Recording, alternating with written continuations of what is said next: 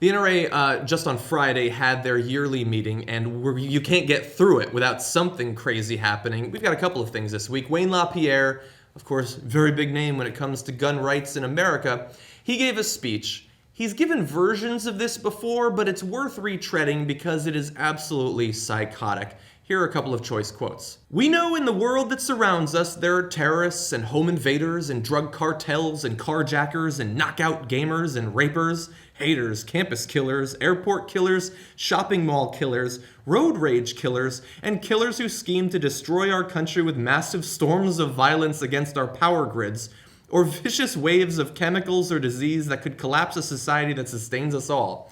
I ask you, do you trust this government to protect you? We're on our own." Wow.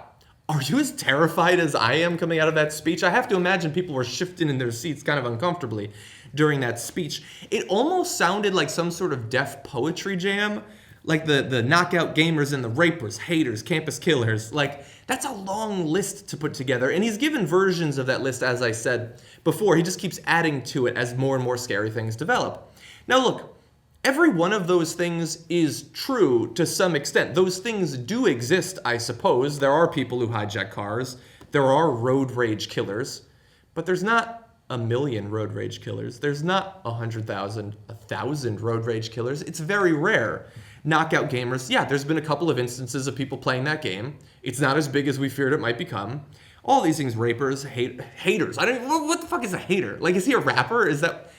Anyway, I don't know which is scarier, though. If he actually believes that these are major threats that you should be worrying about on a daily basis, or if he's just sort of callously using it to rile up his audience, to rile up the people who are going to watch it at home or who are going to read the press releases and things like that. It's probably a mixture of the two things. I don't think that you get this involved in the NRA and go on to lead it without being terrified of pretty much every person you see. And certainly he's worried about the future, as we'll get to, and he wants to get in front of it by, frothing people up in fear.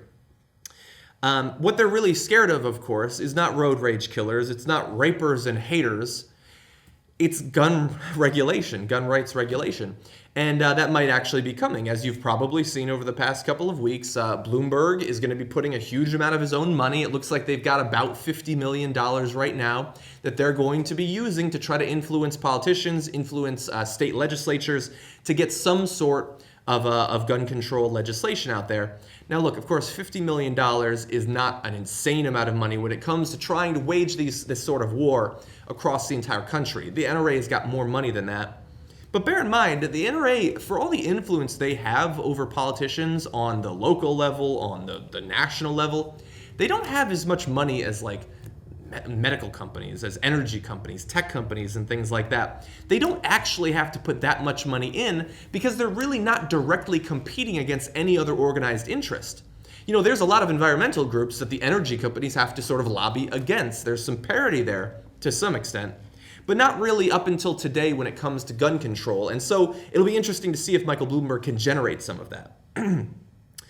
Just a little bit more, just because the speech was so funny.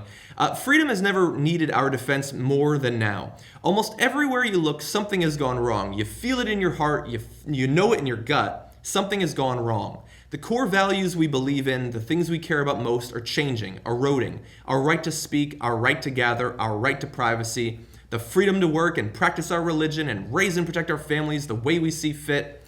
He goes on and on and on. Look, he was accidentally right there once or twice. Our privacy rights are being eroded, but it's not gun registries that are taking away our privacy rights. It's an out-of-control NSA and a federal government that has no interest in controlling the NSA. A couple of Democratic senators, and that's pretty much it. Maybe Rand Paul or something like that. That's the problem with our privacy rights going forward. He's not too concerned about that. He's worried about freedom of religion. Dude, you can do pretty much whatever you want when it comes to your religion. We've seen evidence of that all over the country, even at the Supreme Court. A religion simply having a problem with a piece of legislation can apparently get it shut down if Hobby Lobby is any indication. I understand it's still ongoing, but I'm scared, and so I'm projecting, I suppose. But yeah, he's very scared, and he wants you to be scared because he thinks that if you're scared, you'll do one of two things, possibly both. You'll join the NRA, which they need because they need you to donate money so that they can stop any gun control legislation and stop, some acts of violence from happening in the future, or stop the stopping of it. Or that you'll go out and buy a gun. That's the principal thing. Joining NRA is great. But the NRA doesn't represent gun owners anymore. It represents gun manufacturers. And so if this scares you enough to go out and buy a Mini 14 or a new Ruger or something like that, I understand there's some overlap there, then that's mission accomplished as far as he's concerned. And look, really fast, I've done the research, I've shown it on other videos, but I want us to do a little bit of crowdsourcing of information here. He's scared of rapers and killers and road rage guys and card blah blah blahs. Contribute, if you will. Go down in the comments, and I want you to find a fact about public safety in America. I'll contribute one. So he's worried about rapists. You should have a gun. He's probably trying to talk to women there because of rapists. Did you know that in the past couple of years, you have about a 20% as much chance of being raped as you did in about the 70s to the 80s? Rape is way, way, way less common than it was just 40 years ago. I mean, during Wayne LaPierre's lifespan. So rape, while obviously scary, and there are far too many of them, is much less common than it was just a few decades ago. So that's one example. And so if you have a stat about murders or about waves of chemicals and disease, about the relative danger that they pose today versus how they've posed throughout the history of humanity, feel free to contribute it. And so that in the future, when some gun nut comes to this video and reads the comments, he will be forced by your example to learn a little bit about how relatively safe we are, and perhaps it will lead him to leaving his gun at home and just going about his day-to-day business. Wouldn't that be nice?